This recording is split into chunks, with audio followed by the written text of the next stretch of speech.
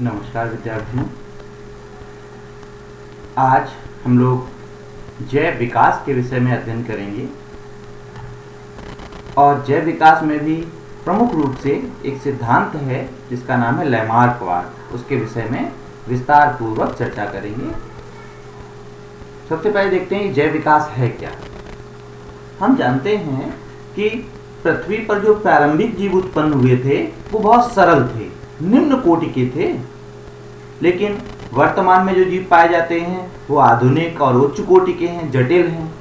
इसका मतलब ये हुआ कि जो प्रारंभिक सरल और निम्न कोटि के जीव थे और जो वर्तमान समय में पाए जाने वाले आधुनिक और उच्च कोटि के जटिल जीव हैं, इनमें आपस में कोई संबंध अवश्य है। जब इसका विस्तार से अध्ययन किया गया तो ये पाया गया कि प्रारंभिक सरल और जो निम्न कोटि के जीव थे उनमें ही क्रमिक परिवर्तन होते थे, थोड़े थोड़े परिवर्तन होते होते वर्तमान के आधुनिक और उच्च कोटि के जटिल जीवों की उत्पत्ति हुई है। तो ये जो प्रक्रिया है, कौन सी प्रक्रिया? जिसमें प्रारंभिक सरल और निम्न कोटि के जीवों से क्रमिक परिवर्तनों के द्वारा आधुनिक जटिल एवं उच्च कोटि के जीवों की उत्पत्ति होती है, इस क्रिया को हम जैव विकास कहते हैं। जैव विकास की एक प्रमुख विशेषता है कि यह एक सतत चलने वाली प्रक्रिया है। इसका मतलब ये कभी रुकती नहीं है, कंटिन्यू प्रोसेस है, लगातार ही चलती रहती है। हाँ, ये अलग है कि इसकी जो गति है वो कभी अधिक या कभी कम हो सकती है, लेकिन ये सतत चलने वाली प्रक्रिया, लगातार ये चलती रहती है। अब बात करते हैं जैव विकास के सिद्धांत क्या है। तो जैव विकास होता कैसे है, इसकी प्रक्रिया को स्पष्ट करने के लिए विभिन्न वैज्ञानिकों के द्वारा कुछ सिद्धांत प्रस्तुत किए गए हैं। इनमें से 4 प्रमुख सिद्धांत हैं, जिनमें से एक का नाम है लैमार्कवाद, एक है डार्विनवाद, उत्परिवर्तनवाद और आधुनिक संश्लेषणात्मक सिद्धांत। ये 4 प्रमुख सिद्धांत हैं जो जैव विकास की प्रक्रिया को स्पष्ट करने के लिए विभिन्न वैज्ञानिकों के द्वारा दिए गए। हम लोग अलग अलग लेक्चर्स में इनमें से एक एक सिद्धांत की चर्चा कर लेंगे। आज के लेक्चर में हम लोग इस लैमार्कवाद के विषय में विस्तार पूर्वक अध्ययन करेंगे। देखते हैं लैमार्कवाद क्या था। एक फ्रांसीसी वैज्ञानिक थे जिनका नाम था जीन बैप्टिस्ट डी लैमार्क। उन्होंने यह सिद्धांत प्रस्तुत किया। जैव विकास के संबंध में यह सबसे पहला और तर्कसंगत सिद्धांत था। इससे पहले कोई सिद्धांत इतना तर्कसंगत नहीं था। सबसे पहला और सबसे अधिक तर्कसंगत सिद्धांत लैमार्क का ही सिद्धांत था। यह सिद्धांत लैमार्क की पुस्तक में प्रकाशित किया गया सन 1809 में। उनकी पुस्तक का नाम था फिलॉसफी जूलॉजी। अब बात करते हैं कि यह सिद्धांत कैसे बताता है कि जैव विकास किस प्रकार होता है। इस सिद्धांत में 4 प्रमुख धारणाएं हैं, मतलब 4 मूल धारणाएं हैं। उनके आधार पर जैव विकास को स्पष्ट किया गया है। पहली धारणा क्या है? पहली धारणा कहती है बड़े होने की प्रवृत्ति, tendency to increase in size. मतलब इनका कहना यह है कि पृथ्वी पर जो भी जीवधारी पाए जाते हैं, प्रत्येक जीव में बड़े होने की स्वाभाविक प्रवृत्ति पाई जाती है।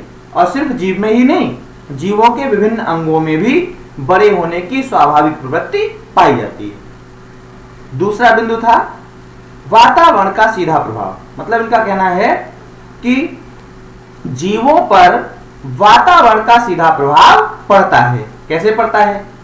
अगर वातावरण यानी आसपास का जो पर्यावरण है उसमें कोई परिवर्तन आता है तो उसके प्रभाव से जीवों का स्वभाव बदल जाता है, उनकी जीवन रीतियां बदल जाती हैं।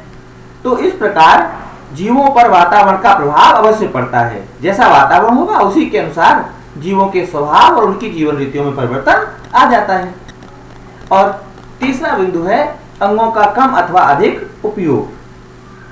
अब दूसरे बिंदु के साथ जोड़ते हुए ही इस तीसरे बिंदु का अध्ययन करेंगे। मतलब जब वातावरण में परिवर्तन होता है तो जीवों का स्वभाव या उनकी जीवन रीतियों में परिवर्तन आता है। और जब किसी जीव के स्वभाव या उसकी जीवन रीतियों में परिवर्तन आता है तो इसके कारण वह अपने कुछ अंगों का उपयोग ज्यादा भी करने लगता है या कुछ अंगों का उपयोग कम करने लगता है। इसका मतलब यह है कि जैसा स्वभाव पहले रहा होता है या जो जीवन रीतियां पहले रही होती हैं उनके अनुसार कुछ और अंग ज्यादा उपयोग में आते हैं। फिर अगर वातावरण बदल जाता है तो वातावरण के बदल जाने के बाद कुछ अलग अंगों का उपयोग बढ़ जाता है या फिर कुछ अंगों का उपयोग कम हो जाता है। इसी को हम अंगों के कम अथवा अधिक उपयोग का सिद्धांत या अंगों के प्रयोग एवं अनुप्रयोग का सिद्धांत भी कहते हैं। जैसे एक छोटा सा एग्जांपल हम मानकर देख सकते हैं। जैसे मान लीजिए कि बहुत स्ट्रिक्ट सिस्टम हो परीक्षा व्यवस्था का। जब परीक्षा व्यवस्था का सिस्टम बिल्कुल स्ट्रिक्ट रहता है तो बच्चों का कौन सा अंग अधिक उपयोग में आता है? वो पढ़ाई लिखाई बहुत अधिक करते हैं, उनका स्वभाव बदल जाता है, जीवन रीतियां बदल जाती हैं, वो अधिक कंसंट्रेट करते हैं पढ़ाई लिखाई पर। लेकिन अगर यही परीक्षा व्यवस्था थोड़ी सी लूज हो जाए, मतलब थोड़ा सा नकल अकल की आसान सी सुविधा मिलने लगे या फिर मूल्यांकन बहुत शिथिल कर दिया जाए, तो फिर क्या होता है? तो ये वातावरण बदल जाता है ना, तो इसका प्रभाव भी बच्चों पर पड़ता है, उनके अंगों का उपयोग घट बढ़ जाता है। कैसे? फिर वो अध्ययन में उतनी रुचि नहीं लेते हैं, फिर वो अपेक्षाकृत कम रुचि लेते हैं, या फिर ये कहो कि फिर वो अपने अंक अर्जन करने के लिए अन्य विधियों का उपयोग ज्यादा करते हैं। तो ये दो बातें हुई, वातावरण का सीधा प्रभाव, अंगों के कम अथवा अधिक उपयोग का सिद्धांत। ये जो दो बातें हैं ये कोरिलेट हैं और जीवन के विभिन्न क्षेत्रों में जोड़ा जा सकता है। अब बात आती है उपार्जित लक्षणों की वंशागति की। इसमें ये कहने का मतलब है कि जब कोई जीव किसी अंग का उपयोग कम अथवा अधिक करता है तो इसके कारण जीवों में कुछ नए लक्षण उत्पन्न हो जाते हैं। इन्हें हम उपार्जित लक्षण कहते हैं। लैमार्क के अनुसार ये उपार्जित लक्षण एक पीढ़ी से दूसरी पीढ़ी में वंशागत होते रहते हैं। अगली पीढ़ियों में लगातार इन लक्षणों की वंशागति होने से एक नई जाति का उत्पत्ति हो जाती है। इसे उपार्जित लक्षणों की वंशागति कहते हैं। और ये लैमार्कवाद के अनुसार ये चार धारणाओं के द्वारा उन्होंने जैव विकास के सिद्धांत को स्पष्ट किया।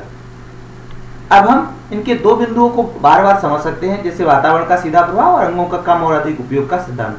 जैसे मान लीजिए कि हम जानते हैं कि मनुष्य के जो पूर्वज थे, कपि जो हुआ करते थे, उनमें जो जबड़े थे उनमें 36 दांत हुआ करते थे। क्यों? हमारे जो जबड़ा होता है उसमें दांतों की संख्या 32 पाई जाती है। वो ऐसा संभवतः इसलिए क्योंकि कपियों में जो लाइफ स्टाइल था, भोजन ग्रहण करने की जो विधि थी, वो कंदमूल फल इत्यादि खाया करते थे और कच्चा ही खाया करते थे। उसे चबाने की अधिक आवश्यकता हुआ करती थी, दांतों का उपयोग ज्यादा होता था, उनका उपयोग ज्यादा होता था, इसलिए दांतों की संख्या ज्यादा थी। फिर वातावरण का परिवर्तन हुआ, मनुष्य ने अपनी भोजन बदल दिया, वातावरण बदला तो इसके कारण क्या हुआ? इसकी जीवन शैली बदल गई। इसने भोजन उपयोग करना अलग कर दिया शुरू। ये पिसा हुआ भोजन उपयोग में लाता है, गेहूं, फिर गेहूं को पिसाने के बाद फिर उसका बनाकर भोजन तब ग्रहण करता है। तो इसका मतलब इसकी जीवन शैली बदल गई। जीवन शैली बदल गई तो इसने क्या किया? अपने दांतों का उपयोग कम कर दिया। अब दांतों का उपयोग कम कर दिया तो दांतों की संख्या घटकर 32 रह गई। वो उतने अधिक मजबूत भी अब नहीं होते हैं, दांतों की संख्या घट गई ना। आप देख रहे हैं कि वर्तमान समय में अब हम बहुत अधिक इस प्रकार का भोजन ले रहे हैं जिसमें दांतों का उपयोग बहुत कम करना पड़ रहा है। जैसे हम लोग नूडल्स यूज करते हैं, है ना, हम लोग पिज्जा यूज करते हैं, तो इस प्रकार के भोजन में दांतों का उपयोग और कम हो रहा है। जब इस प्रकार के भोजन में दांतों का उपयोग और कम हो रहा है, इसका मतलब जीवन शैली बदल रही है ना, दांतों का उपयोग घट रहा है। दांतों का उपयोग घटने के कारण अब क्या होगा? इन अंगों का उपयोग, लैमार्क कह रहे हैं, लैमार्क के अनुसार इन अंगों का उपयोग कम हो रहा है, तो ये धीरे धीरे कम विकसित हो जाएंगे। कम विकसित हो जाएंगे इसका मतलब हम देखते हैं कि मनुष्य में वैसे तो सामान्य तौर पर 32 दांत होते हैं, लेकिन अक्सर ऐसा देखा जाता है कि जबड़े में दांतों की संख्या 32 से कुछ कम ही होती है। सामान्य तौर पर अगर हम कम्युनिटी में चेक करें तो दांतों की संख्या 32 से कुछ कम ही पाई जाती है। इसका मतलब ये जो ट्रेंड हमें दिख रहा है, हम अनुमान लगा सकते हैं, ऐसा कह नहीं सकते, हम सिर्फ अनुमान लगा सकते हैं कि आगे आने वाले समय में दांतों की संख्या लगातार अगर इसी प्रकार घटती रही तो एक समय ऐसा भी आएगा कि दांत समाप्त भी हो सकते हैं, विलुप्त भी हो सकते हैं। ये सिर्फ हम अनुमान लगा रहे हैं, किसके अनुसार? लैमार्कवाद के अनुसार। ठीक है, तो ये लैमार्कवाद था।